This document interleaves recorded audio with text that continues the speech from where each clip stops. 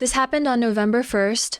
The Academy of Forensic Nursing and Doctors Against Forced Organ Harvesting, two American-based NGOs, called upon experts to really speak about how to combat forced organ harvesting and protect medical ethics in the West. There were a lot of eyewitnesses who spoke out. Two in particular, Shen Li was actually a survivor of forced organ harvesting. She said that when she was imprisoned for being a Falun Gong practitioner, prison guards would take her blood 11 times a month, per month, not over the course of a year, per month.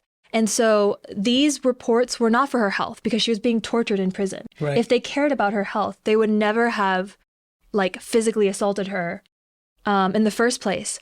Her friend and his wife were both killed through forced organ harvesting.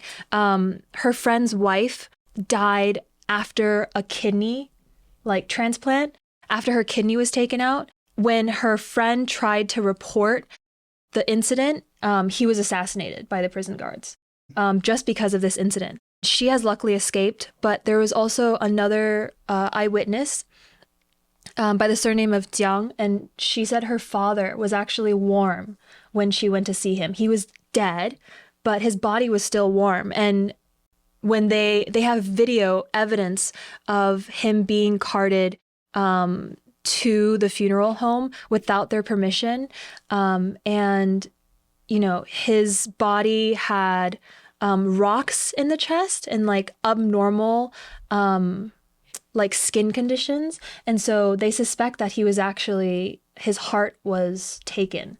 And then he never died before that. So that means through the organ transplant, her dad passed away. Right. Yeah.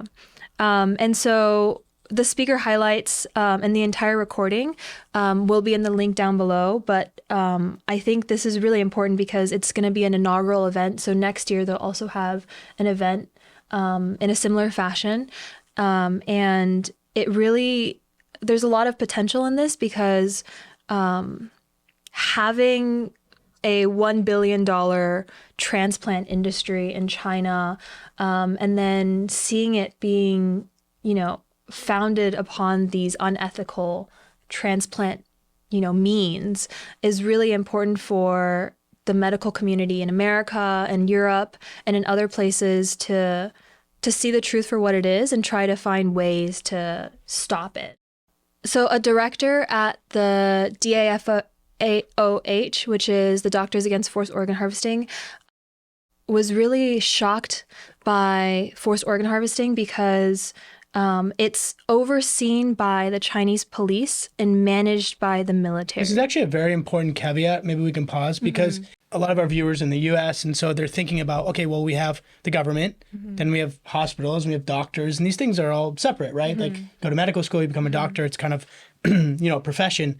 But we have to point out that in China, it could not be more interconnected. Exactly. Not just in the medical community, everywhere. The government runs the organ transplant industry. The government runs these military hospitals that they pay for through the government to extract these organs. So this is not something that's separated from the government. In fact, it's orchestrated and carried out on behalf of the government. So you can't think of these doctors in China as, doctors like we would in the West. These are government agent doctors, if you will.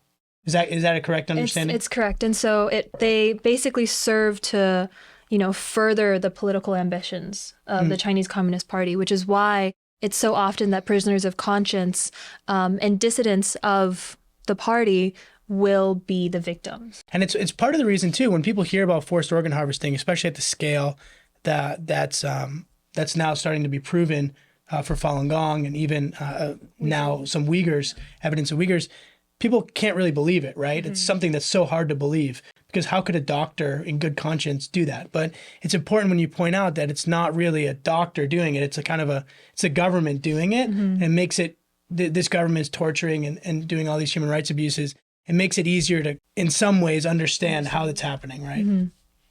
And actually, one of the points brought up during the summit was that the Chinese physicians, many of them are actually trained in the West. They get their accreditation in the West. And this is one of the avenues by which the Western medical community can actually, stop forced organ harvesting is by trying to limit the amount of applicants, or to try to make them work in the West after they get accredited or educated here, so that they won't go back to China and commit forced organ harvesting. Yeah, it's very interesting. I think that it seems encouraging that the medical community in the U.S. is starting to kind of band together and have a point of view around this to, themselves start to police it. Of course, we have Stop Forced Organ Harvesting Act that's going through U.S. government now. So there's kind of government levels of it in the U.S., but it seems like there's some grassroots efforts here that's pretty interesting.